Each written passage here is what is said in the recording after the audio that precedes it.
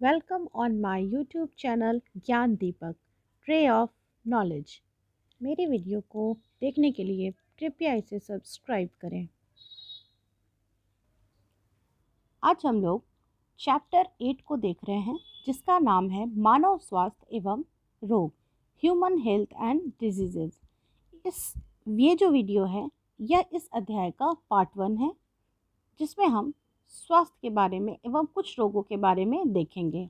तो आइए देखते हैं स्वास्थ्य क्या है। स्वास्थ्य स्वास्थ्य का अर्थ मात्र रोग की अनुपस्थिति या शारीरिक अस्वस्थता नहीं है।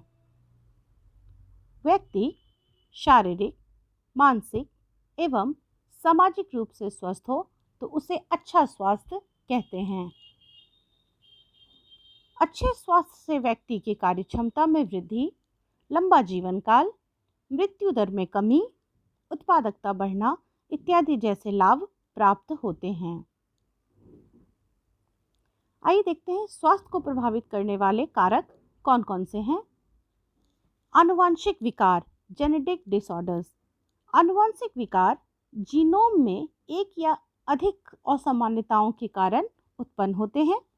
साधारणतः यह वंशानुगत होते हैं जो माता पिता एवं रिश्तेदारों से होते हुए बच्चों तक पहुंचते हैं और रोगों को उत्पन्न करते हैं।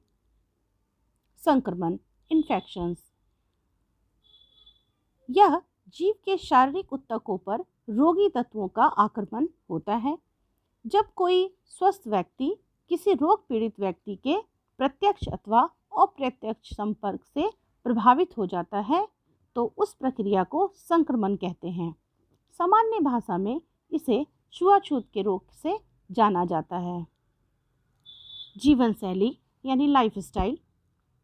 विश्व स्वास्थ्य संगठन के मुताबिक भारत में 10 से 24 आयु वर्ग की 30 लाख युवा आबादी हर साल असामयिक मौत का शिकार हो जाती हैं। आज की कार्यशैली में पीठ दर्द, तनाव, मोटापा, अवसाद जैसी बीमारियां तेजी से बढ़ती जा रही हैं।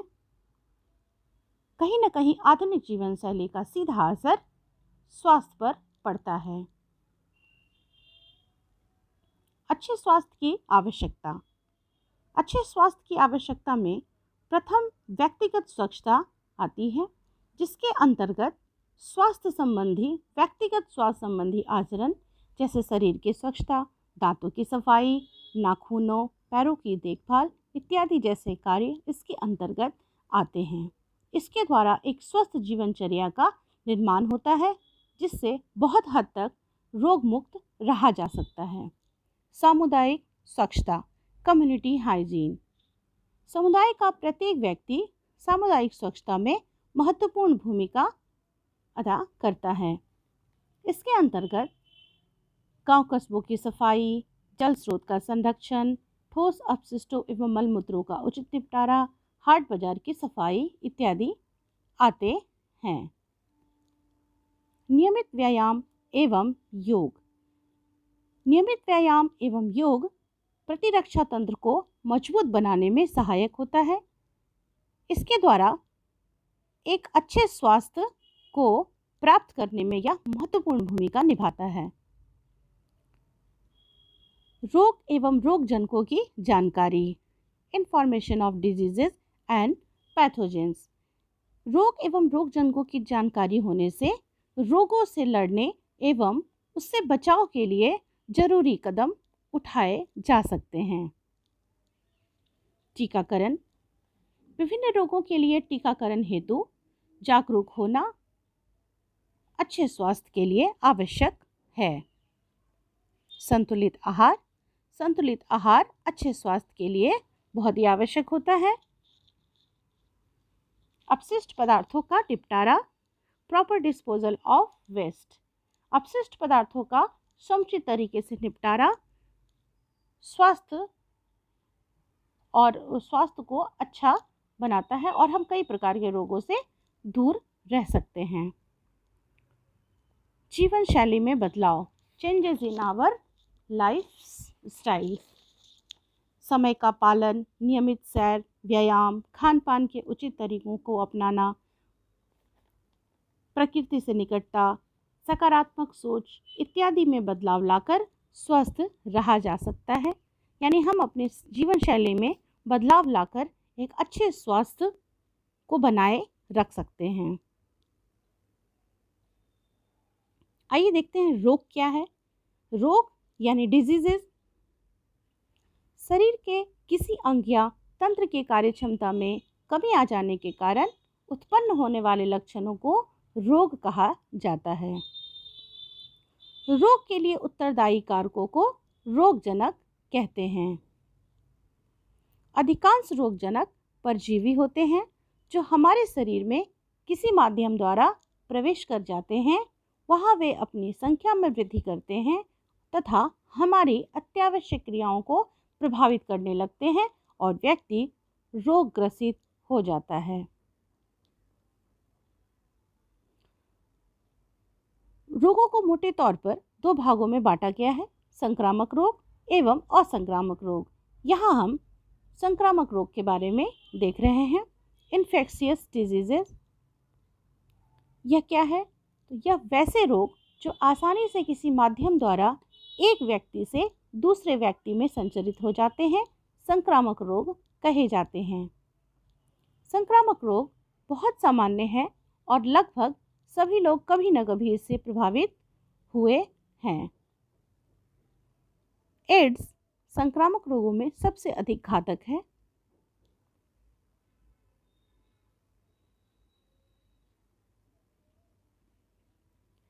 आइए देखते हैं मानव में होने वाले कुछ सामान्य रोग कौन कौन से हैं। मानव में होने वाले सामान्य रोग में जीवाणुओं से होने वाले रोगों को जीवाणु जनित रोग यानी बैक्टीरियल डिजीजेस कहते हैं। इनमें typhoid, pneumonia, tetanus, cholera, plague etcetera जैसी बीमारियां आती हैं। विषाणुओं से होने वाले रोग विषाणु जनित रोग होते हैं जिन्हें वायरल डिजीज भी कहा जाता है। उदाहरण के तौर पे ये रोग common cold, flu, chicken pox, AIDS, mumps, measles etcetera होते हैं। कवक जनित रोग यानी फंगल डिजीजेस, कवक से होने वाले रोग कवक जनित रोग कहलाते हैं जिनमें रिंग वर्म, एथलीट्स फूट एटसेट्रा जैसी बीमारियां होती हैं। प्रोटोजुआ वर्ग के जीवों के द्वारा जो रोग फैलते हैं उन्हें प्रोटोजुअन डिजीजेस कहते हैं, जैसे malaria, leishmaniasis, African sleeping sickness etcetera. कुछ रोग कृमि के द्वारा होते हैं जिन्हें हेलमेंट्स डिजीजेस कहते हैं। इनमें प्रमुख हैं एस्केरियासिस, ट्राइकोरियोसिस, हुकवर्म एटसेट्रा। आइए हम लोग सामान्य रोगों में होने वाले एक ऐसे रोग के बारे में पढ़ते हैं जो सामान्यतः सभी को लगभग इस रोग से परिचित हैं। ये हैं टाइफाइड। टाइफाइड के जो रोगजनक हैं उनका नाम है साल्मोनेला टाइफी। इसके संचरण का तरीका है दूषित भोजन एवं जल, कॉन्टामिनेटेड फूड एंड वाटर।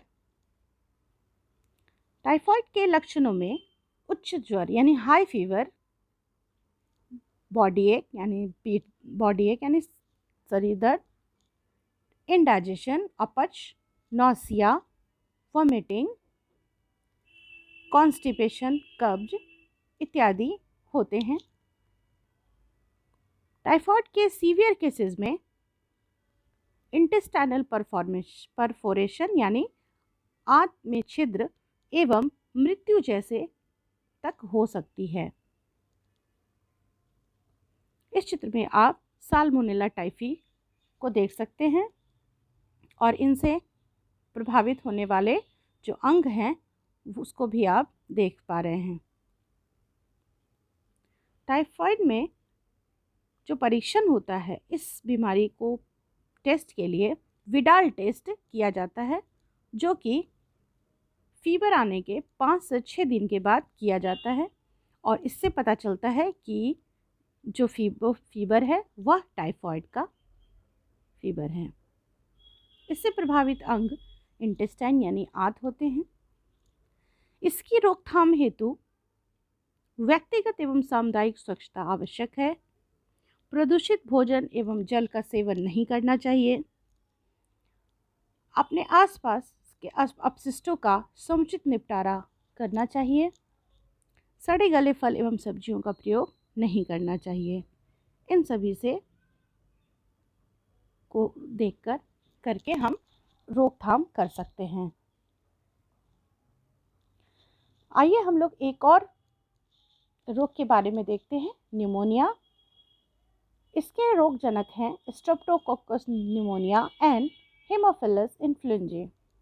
इसके प्रसरण का तरीका है संक्रमित व्यक्ति के टेरोसोल के द्वारा। इससे होने वाले अंग जो हैं वो प्रभावित अंग फेफड़ा है। इसके लक्षणों में फेफड़ों में वायु कोशों में तरल का भर जाना, सिर दर्द, बुखार, थकावट, श्वास लेने में कठिनाई इत्यादि होते हैं। गंभीर लक्षणों में हाथ की उंगलियों के नाखूनों एवं होठों का नीला पड़ जाना होता है। इस बीमारी से बचने के लिए इसकी रोकथाम हेतु संक्रमित व्यक्ति के संपर्क से बचना चाहिए। इस चित्र में आप देख सकते हैं कि किस प्रकार जो फेफड़े हैं उनके वायु कोशों में किस प्रकार से तरल का भर जाते हैं और श्वास लेने में कठिनाई संबंधी बीमारियां हो जाती हैं। एक अन्य जो सामान्य रोग है वह है कॉमन कोल्ड यानी सामान्य जुकाम। आमतौर पर हर कोई इससे कहीं न कहीं पीड़ित होता रहता है। इसके रोगजनक हैं राइनोवायरसेस और इसके प्रसरण का तरीका होता है कि संक्रमित व्यक्ति के छींकने या खांसने के द्वारा छोड़े गए ड्रॉपलेट्स के प्रसारण से या संक्रमित व्यक्ति के द्वारा स्पर्श किए गए वस्तुओं का इस्तेमाल करने से यह प्रसारित होता है। इससे प्रभावित होने वाले अंग हैं नाक, श्वसन नलिका। इसके सामान्यतः लक्षणों में नासिका आस्राव एवं संकुलता, खांसी, सिर दर्द, कंठदाह इत्यादि होते हैं। अक्सर मौसम के बदलाव के समय या बहुत अधिक ठंडे में हम रहने के कारण ये सामान्य जुकाम जैसी जो बीमारियां हैं वह हमें हो जाती हैं। तो इस तरह से हम देख रहे हैं कि स्वास्थ्य जो है वह बहुत ही इम्पॉर्टेंट है हमारे लिए और हमें स्वास्थ्य का ध्यान रखना चाहिए। इस वीडियो में हम इतना ही। अगले वीडियो में हम देखेंगे अन्य बीमारियों के बारे में। तो तब तक के लिए धन्यवाद। अगर आपको मेरी ये वीडियो अच्छी लगे तो कृपया इसे लाइक, शेयर एंड सब्सक्राइब करें ताकि आप मेरे आने वाले वीडियो को भी आप देख पाएँ। Thank you.